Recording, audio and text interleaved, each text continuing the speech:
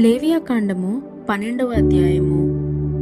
మరియు యెహోవా మోషేకు ఇలాగ సెలవిచ్చెను, నీవు ఇశ్రాయేలులతో ఇట్లనుము, ఒక స్త్రీ గర్భవతి అయి మగపిల్లను కనిన ఎడల ఆమె 7 దినములు పురుటాలై ఉండవలెను. ఆమె తాను ముట్టుదై కడగా నుండి దినముల లెక్కను బట్టి పురుటాలై ఉండవలెను. 8వ దినమున బిడ్డకు సున్నతి చేయింపవలెను. ఆమె తన రక్తశుద్ధి కొరకు 33 దినములుండి తన రక్తశుద్ధి దినములు సంపూర్ణ మగు వరకు ఆమె పరిశుద్ధమైన దేనినైనను ముట్టకూడదు, పరిశుద్ధ స్థలములో ప్రవేశింపకూడదు.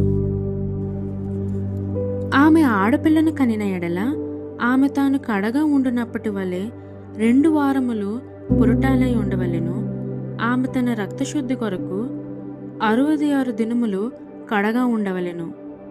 కుమారుని కొరకే గాని కుమార్తె కొరకే గాని ఆమె శుద్ధ దినములు సంపూర్ణ అయిన తరువాత ఆమె దహన బలిగా 1 ఏడాది గొర్రె పిల్లను, పాప పరిహార్థ బలిగా 1 పావురపు పిల్లనైనను, తెల్ల గువ్వనైనను ప్రత్యక్షపు గుడారం యొక్క ద్వారమునకు యాజకుని యొద్దకు తీసుకొని రావలెను. అతడు యెహోవా సన్నిధిని దానిని అర్పించి ఆమె నిమిత్తము ప్రాయశ్చిత్తము చేయగా ఆమె రక్తస్రావ విషయమై ఆమె పవిత్రపరచబడును. ఇది మగపిల్లను గాని ఆడపిల్లను గాని కనిన స్త్రీని గూర్చిన విధి.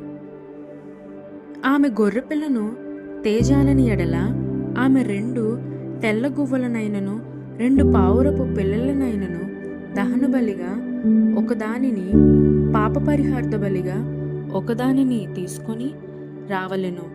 యాజకుడు ఆమె నిమిత్తము ప్రాయశ్చిత్తము చేయగా ఆమెకు పవిత్రత కలుగును.